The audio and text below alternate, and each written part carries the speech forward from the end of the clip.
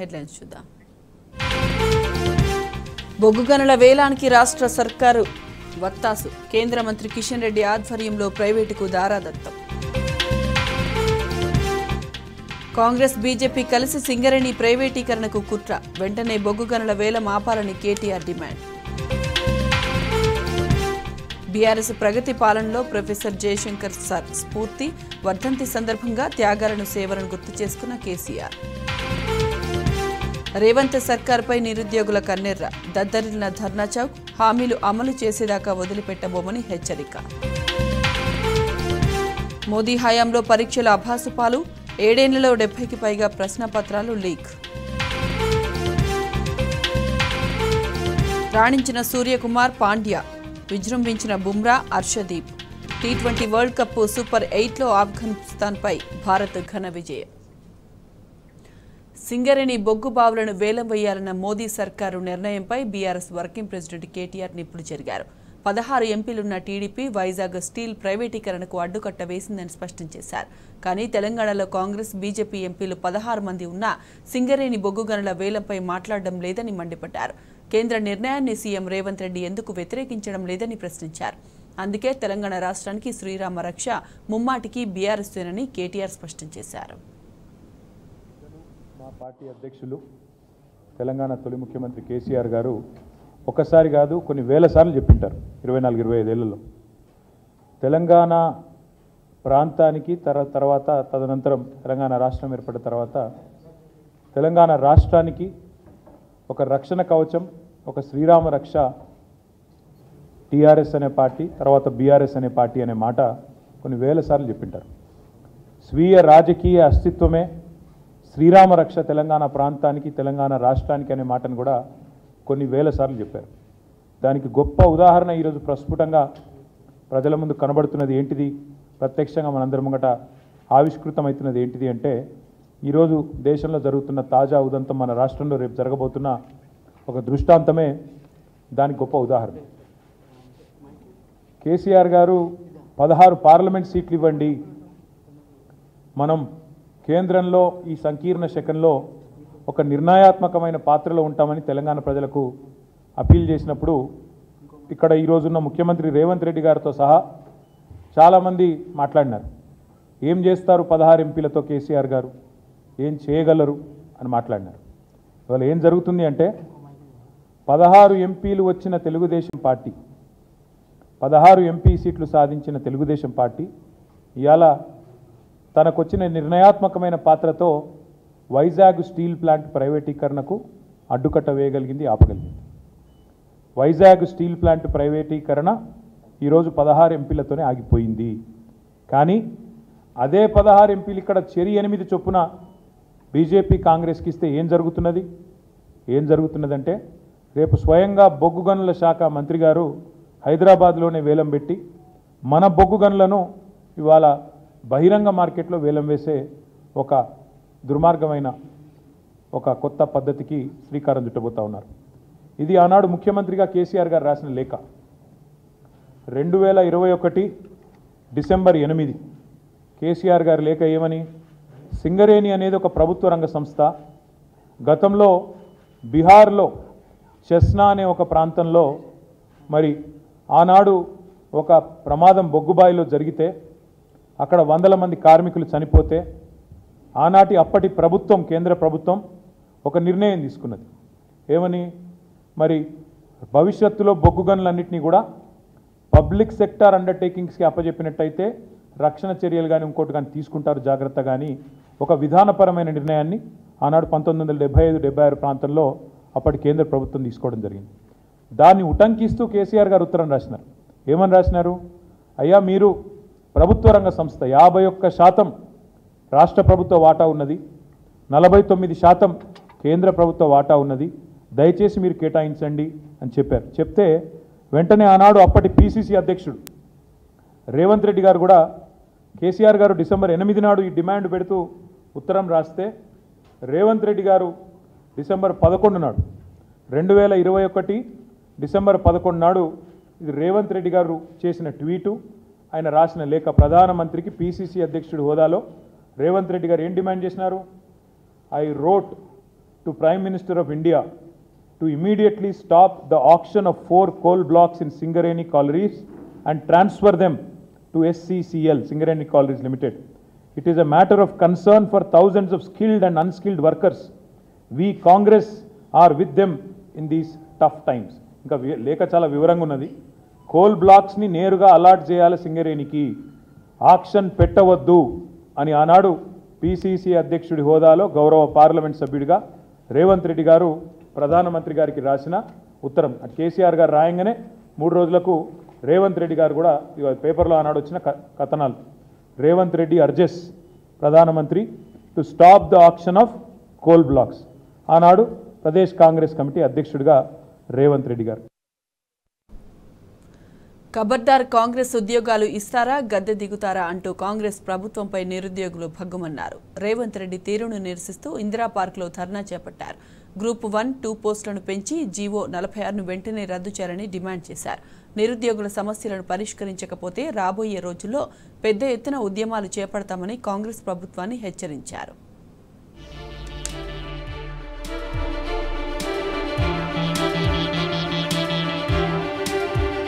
కాంగ్రెస్ సర్కారుపై నిరుద్యోగులు కన్నెర్ర చేశారు. ఇందిరా పార్క్ వద్ద ధర్నా చేపట్టారు. గ్రూప్ 1లో 1600, గ్రూప్ 2లో 2000, గ్రూప్ 3లో 3000, డిఎస్సిలో 25,000 పోస్టులు పెంచాలని డిమాండ్ చేశారు. హామీలు అమలు చేసేదాకా వదిలిపెట్టమని హెచ్చరించారు. నిరుద్యోగులు విద్యార్థులతో పెట్టుకున్న ప్రభుత్వాలు నిలబడినట్లు చరిత్రలో లేదని గుర్తు చేశారు. 1:100 నిష్పత్తిలో గ్రూప్ 1 మెయిన్ పరీక్షలకు అభ్యర్థులను ఎంపిక చేయాలని డిమాండ్ చేశారు. నిరుద్యోగుల నినాదాలతో ధర్నా చౌక్ దద్దరిల్లింది. మహాధర్నాకు బీఆర్ఎస్ పూర్తి మద్దతును ప్రకటించింది. బీఆర్ఎస్పీ నేతలు ధర్నాలో పాల్గొని రేవంత్ సర్కార్ తీరును ఎండగట్టారు. ఈ పార్టీ అధికారం బీఆర్ఎస్ పార్టీ అధికారంలో ఉంటే మనకు ఉద్యోగాలు రావని చెప్పి అనేక రకాలుగా రెచ్చగొడితే ఇవాళ బీఆర్ఎస్ పార్టీ అధికారంలోకి దూరమైంది. ఎందుకంటే కాంగ్రెస్ పార్టీ నాయకులు ప్రతి మీటింగ్ లో ఎక్కడికి వెళ్ళినా కూడా కాంగ్రెస్ పార్టీ అధికారంలోకి వస్తే బిస్వాల్ కమిటీని మేము అమలు చేస్తాం, ప్రజలకు విద్యార్థి నాయకులకు విద్యార్థులకు అందరికీ హామీ ఇస్తే మీరందరూ కూడా కాంగ్రెస్ పార్టీకి అవకాశం ఇవ్వడం జరిగింది. పోస్టులు రిజల్ట్ పెండింగ్ ఉంటే ఆ రిజల్ట్ ఇచ్చి ఆ పత్రాలు చేతిలో పెట్టి ఈ 30,000 ఉద్యోగాలకు మేము అచ్చుడుతాను ఇచ్చామని చెప్పిన రేవంత్ రెడ్డి గారు ఇప్పటి వరకు కూడా ఒక నోటిఫికేషన్ ఇవ్వాలంటే నిరుద్యోగులకు రేవంత్ రెడ్డి గారికి ప్రేమ ఉందా లేదా అనే విషయాన్ని మీరంతా ఇప్పటికైనా దయచేసి మీరు అర్థం చేసుకుంటే బాగుంటుందని చెప్పి ఈ సందర్భంగా కోరుతా ఉన్నా. ఇలా నమ్మించి మోసం చేసిరు, నిరుద్యోగులను మోసం చేసిండ్రు, ఉద్యోగులను మోసం చేసిండ్రు, పెన్షనర్లను మోసం చేసిండ్రు, రైతులను మోసం చేసిండ్రు. ఇలా 2 లక్షల ఉద్యోగాల జాబ్ క్యాలెండర్ ఇస్తామని చెప్పిండ్రు. ఇలా మీరు 420 అబద్ధాలు చెప్తే అధికారంలోకి వచ్చిండ్రు. ఇలా ఒక్కరిని గారు 420 మేనిఫెస్టోలో అబద్ధాలు చెప్తే ఇలా మీరు అధికారంలోకి వచ్చిండ్రు. అధికారంలోకి వచ్చింది మీరు అనేసి మాకు కుళ్ళు లేదు. కానీ ఎవరైతే మమ్మల్ని బదనాం చేసి మీరు అధికారంలోకి వచ్చిండ్రో మాట నిలబెట్టుకొని విద్యార్థుల జీవితాలతోని చెలగాటం ఆడొద్దని ప్రభుత్వాన్ని మేము డిమాండ్ చేస్తా ఉన్నాం.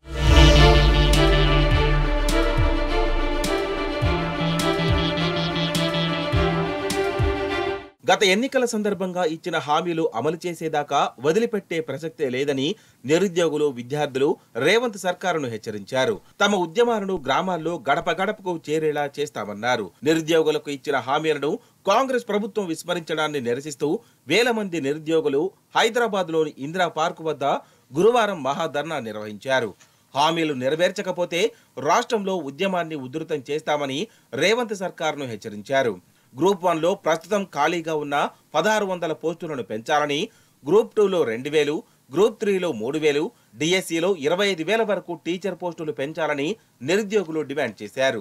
గ్రూప్ 1 మెయిన్ కోసం 1:100 నిష్పత్తి ప్రకారం అభ్యర్థులను ఎంపిక చేయాలని, పోలీసు ఉద్యోగాలకు సంబంధించిన జీవో 46ను రద్దు చేయాలని, గురుకులాల రిక్రూట్మెంట్లో మిగిలిన టీజీటీ, పీజీటీ పోస్టులను వెయిటింగ్ జాబితాలో ఉన్న వారికి ఇవ్వాలని డిమాండ్ చేశారు. 46 ఒకటి తీసిరు. దాని విషయంలో కూడా ప్రభుత్వాన్ని వార్నింగ్ ఇస్తున్నా. మీ అందరు చెప్తున్నా, గ్రూప్ 2లో మాత్రం 2000 పోస్టులు ఖచ్చితంగా వచ్చే వరకు మనం పోరాడమని చెప్పి మనవి చేస్తున్నా. మీరు అందరు ఇదే విధంగా 2-3 సార్లు ధర్నాలు చేస్తే మీరు పుస్తకాలతో కుర్చీ పడి చేస్తే లాభం లేదు. ఉద్యమించు, ఉద్యోగం సాధించు. ఎప్పుడైతే యువకులు, మేధావులు, విద్యావంతులు వస్తారో రాజకీయ పాలన లోపల పాలన సమర్థవంతంగా నిజాయితీ పెరుగుగా.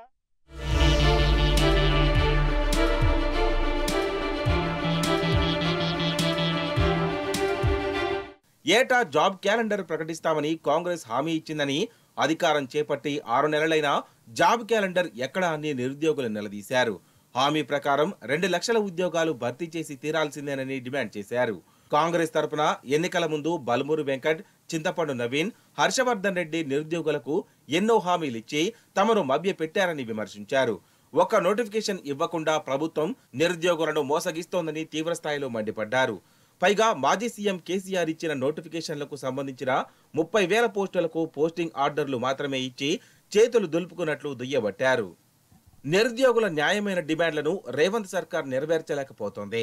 రేవు దాటేదాకా ఓడమల్లన్న, రేవు దాటినాక బోడమల్లన్న అన్నట్లు కాంగ్రెస్ ప్రభుత్వం నిరుద్యోగులతో వ్యవహరిస్తోంది. కాంగ్రెస్ తప్పుడు హామీలు, అబద్ధపు ప్రచారంలో కాంగ్రెస్ పార్టీ అధికారంలోకి వచ్చింది. నిరుద్యోగులకు మాయమాటలు చెప్పి మోసం చేసింది. అధికారంలోకి వచ్చిన తర్వాత నిరుద్యోగులను రోడ్ల మీదకు ఈడ్చింది. గ్రూప్ 2, గ్రూప్ 3 నోటిఫికేషన్లు పోస్టులు పెంచకుండా, మెగా డిఎస్సి ప్రకటించకుండా చెలగాటమాడుతోంది.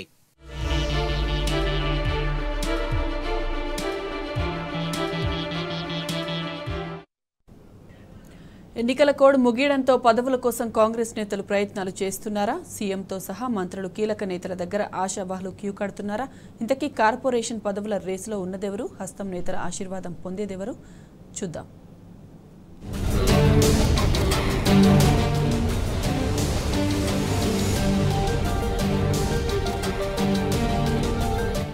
భారీగా నామినేటెడ్ పదవులు భర్తీ చేసేందుకు ప్రభుత్వం సిద్ధమైంది. ఎన్నికల కోడ్ ముగియడంతో వీలైనంత త్వరగా అన్ని రకాల పదవులు భర్తీ చేసేందుకు కాంగ్రెస్ సర్కార్ కసరత్తు మొదలుపెట్టింది. ఎన్నికల కోడ్కు ఒక్కరోజు ముందే 37 మంది నేతలను కార్పొరేషన్ చైర్మన్లుగా నియమిస్తూ ప్రభుత్వం నిర్ణయం తీసుకుంది. ఎన్నికల కోడ్ కారణంగా ఇంకా ఎవరూ బాధ్యతలు తీసుకోలేదు. గతంలో ఇచ్చిన 37 కార్పొరేషన్లకు తోడుగా మరో 17 కార్పొరేషన్లకు చైర్మన్లను నియమించాలని ప్రభుత్వం భావిస్తోంది.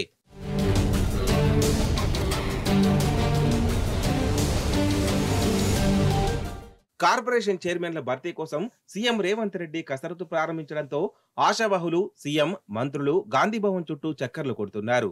గతంలో పార్టీ తమకు ఇచ్చిన హామీలు, తాము పార్టీకి చేసిన సేవలను నేతల ముందు పెడుతూ అగ్రనేతలపై తీవ్ర ఒత్తిడి తెస్తున్నారు.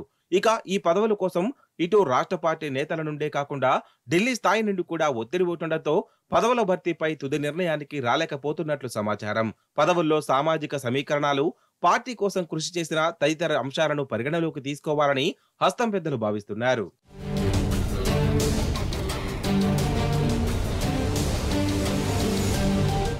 ఇక కొత్తగా ప్రకటించనున్న 17 కార్పొరేషన్ పదవుల కోసం చాలా మంది నేతలు తీవ్ర ప్రయత్నాలు చేస్తున్నారు. వరంగల్ నుండి రవళిరెడ్డి, నమ్మిళ్ల శ్రీనివాస్, ఎల్బీనగర్ టికెట్ ఆశించిన జక్కిడి ప్రభాకర్, ఖమ్మం టికెట్ ఆశించిన లోకేష్ యాదవ్, భవానీ రెడ్డి, గోర్తా రాజేందర్, రమ్యారావు, చేనేత సెల్ చైర్మన్ శ్రీనివాస్, సేవాదల్ ప్రసాద్, పవన్ మల్లాది, గౌరీ సతీష్, వెదిరే యోగేశ్వర్ రెడ్డి, సతీష్ మాదిగా, గజ్జల కాంతం, పిడమర్తి రవి, బొంగుళూరు కిషోర్ రెడ్డి, చరణ్ కౌశిక్ యాదవ్, కౌలాష్ నేత, చారకొండ వెంకటేష్, చిలక Madhu, Warangal ticket MP ticket ఆశించిన సాంబయ్య, పంచాయతీరాజ్ సంఘటన chairman Siddeshwar, Suryapet DCC president చెవిటి వెంకన్న తదితరులు ఆశావాహుల లిస్టులో ఉన్నారు.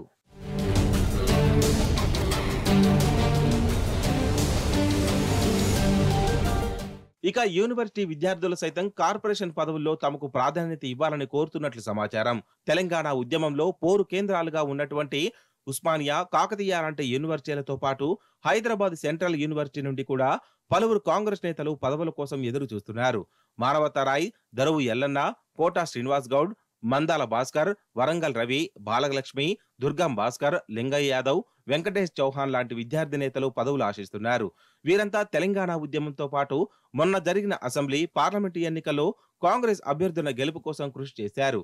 కొందరు పార్టీ అధికారంలోకి వచ్చిన తర్వాత వచ్చిన వారు ఉన్న తెలంగాణ ఉద్యమంలో కీలకంగా పనిచేసిన తమకు అవకాశం ఇవ్వాలని కోరుతున్నట్లు సమాచారం. విద్యార్థులకు అసెంబ్లీ, పార్లమెంటు సీట్లు ఇవ్వని నేపథ్యంలో తాజాగా కేటాయించనున్న పదవుల్లో తమకు అధిక ప్రాధాన్యత ఇవ్వాలని కోరుతున్నారు. 10 ఏళ్లలో కేసీఆర్ ప్రభుత్వం విద్యార్థి నాయకులకు ఎంపీ, ఎమ్మెల్యేలుగా, కార్పొరేషన్ చైర్మన్లుగా అవకాశం ఇచ్చిన విషయాన్ని విద్యార్థి నేతలు హస్తం పేదలకు గుర్తు చేస్తున్నారట.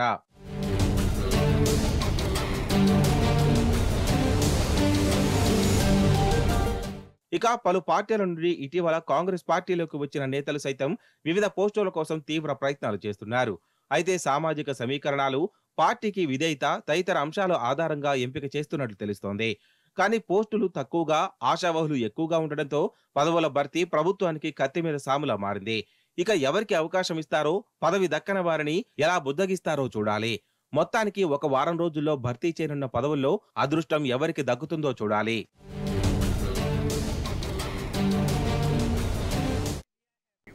పేపర్ లీకులకు కేంద్ర ప్రభుత్వం కేరాఫ్గా మారుతోంది. లక్షలాది మంది విద్యార్థులను జీవితాలతో కేంద్రంలోని ఎన్డీఏ సర్కారు చెలగాటమాడుతోందని విపక్షాలు భగ్గుమంటున్నాయి. మోదీ పరీక్ష పే చర్చ పేరుతో పెద్ద తమాషా చేస్తున్నాడని, లీక్ పే చర్చ పెట్టాలని నేతలు డిమాండ్ చేస్తున్నారు. మరోవైపు పేపర్ లీకేజీలపై విద్యార్థి లోకం మండిపడుతోంది. నీట్లో అక్రమాల ఆరోపణలతో 24 లక్షల మంది విద్యార్థుల భవిత ఆందోళనలో ఉన్న వేళ ఇవే అక్రమాల ఆరోపణలతో యూజీసీ నెట్ పరీక్షను రద్దు చేయడం పట్ల విపక్ష పార్టీలు ఆగ్రహం వ్యక్తం చేశాయి. ఎన్డీఏ ప్రభుత్వం విద్యార్థుల జీవితాలను నాశనం చేస్తోందని మండిపడ్డాయి. దేశంలో ఎడ్యుకేషన్ ఎమర్జెన్సీ పరిస్థితులు తలెత్తాయని ఆరోపించాయి. ఉక్రెయిన్, రష్యా, ఇజ్రాయెల్, గాజా యుద్ధాలను ఆపారని చెప్తున్న మోదీ పేపర్ లీకేజీలను ఆపలేకపోతున్నారని రాహుల్ గాంధీ ఎద్దేవా చేశారు. లీకులు, అక్రమాలు లేకుండా పరీక్షలు నిర్వహించలేకపోతోందని ఏఐసీసీ అధ్యక్షుడు మల్లికార్జున ఖర్గే విమర్శించారు.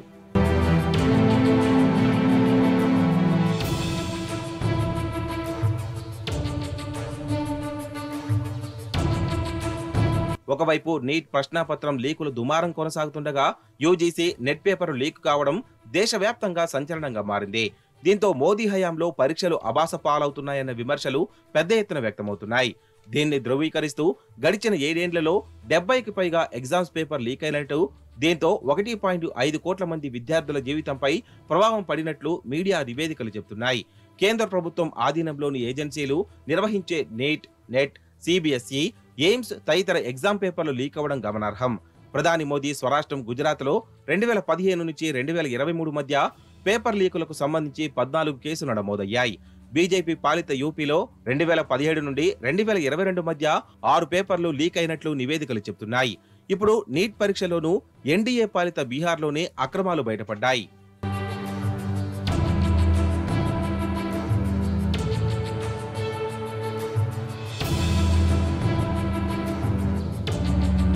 సిబిఎస్ఈ నిర్వహించిన all India pre medical and pre dental entrance test 2015లో అవకతవకలు బయటపడ్డాయి. దీంతో ఈ పరీక్షను సుప్రీంకోర్టు రద్దు చేసింది.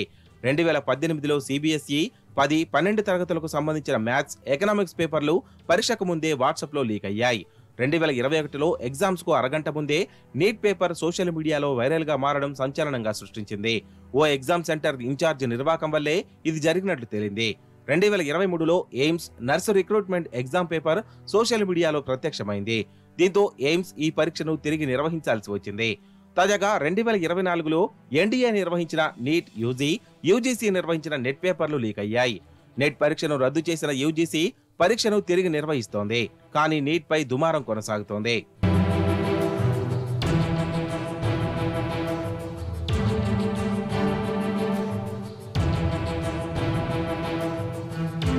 నీట్ పరీక్షలో అక్రమాలపై ఒకవైపు ఆందోళనలు కొనసాగుతుండగా మరోవైపు నెట్ పరీక్షను రద్దు చేయడం పట్ల విద్యార్థి లోకం బగ్గుమంది. ఎస్ఎఫ్ఐ, ఏఐఎస్ఐ, ఎన్ఎస్యుఐ, డిఎస్ఎఫ్, కేవైఎస్ తదితర సంఘాల ఆధ్వర్యంలో ఢిల్లీలోని విద్యాశాఖ కార్యాలయం, కేంద్ర విద్యాశాఖ మంత్రి ధర్మేంద్ర ప్రధాన్ ఇంటి ముందు పెద్ద ఎత్తున ఆందోళనలు జరిగాయి. కేంద్ర ప్రభుత్వానికి వ్యతిరేకంగా నినాదాలు చేశారు. నీట్ పరీక్షను మళ్లీ నిర్వహించాలని, నెట్ పరీక్షలో అక్రమాలపై సమగ్ర విచారణ జరపాలని పట్టుబట్టారు. పరీక్షలో అవకతవకలకు బాధ్యత వహిస్తూ కేంద్ర విద్యాశాఖ మంత్రి ధర్మేంద్ర ప్రధాన్ రాజీనామా చేయాలని డిమాండ్ చేశారు.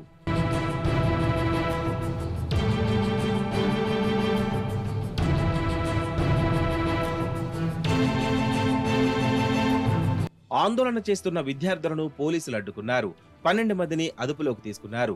పేపర్ లీక్ అయిందనే ఆరోపణల నేపథ్యంలో ఎన్టీఏను నిషేధించాలని విద్యార్థి సంఘాల నేతలు డిమాండ్ చేశారు. అనేక అవకతవకలు జరిగాయనే ఆరోపణల నేపథ్యంలో నీట్ పరీక్షను మళ్లీ నిర్వహించాలనే తమ డిమాండ్పై ఎన్టీఏ విద్యాశాఖ స్పందించలేదని, ఇప్పుడు నెట్ పరీక్ష కూడా లీక్ కారణంగా రద్దయిందన్నారు. ఎన్టీఏ మరోసారి విద్యార్థి సమయాన్ని వృధా చేసిందని, ఈ సంస్థను పూర్తిగా రద్దు చేయాలని ఏఐఎస్ఏ డిమాండ్ చేసింది. ఆందోళన చేస్తున్న మహిళా విద్యార్థులపై పోలీసులు తీవ్రంగా దాడి చేశారని ఎస్ఎఫ్ఐ ఆరోపించింది. బీహార్లో నీట్ పరీక్ష ప్రశ్నాపత్రం లీకేజీకి సంబంధించి కీలక అంశాలు వెలుగులోకి వస్తున్నాయి. ఈ కేసులో అరెస్టైన 4 నిందితులు పరీక్షకు ముందు రోజు రాత్రి పేపర్ లీక్ అయిందని అంగీకరించారు. బీహార్ పోలీసులు అనురాగ్ యాదవ్ అనే విద్యార్థిని దానాపూర్ మున్సిపల్ కౌన్సిల్లో జూనియర్ ఇంజనీర్ గా పనిచేస్తున్న అతడి మామ సికిందర్ ప్రసాద్ యదువేందు, నితీష్ కుమార్, అమిత్ ఆనంద్ అరెస్ట్ అయ్యారు. పోలీసులకు ఇచ్చిన వాంగ్మూలంలో వీరు కీలక విషయాలు వెల్లడించారు. పరీక్షకు ముందు రోజు ప్రశ్నాపత్రం అందిందని, అందులోని ప్రశ్నలే తెల్లవారి పరీక్షలో అడిగినట్లు అంగీకరించారు. ఇవి బులెటిన్ అప్డేట్స్. నమస్తే.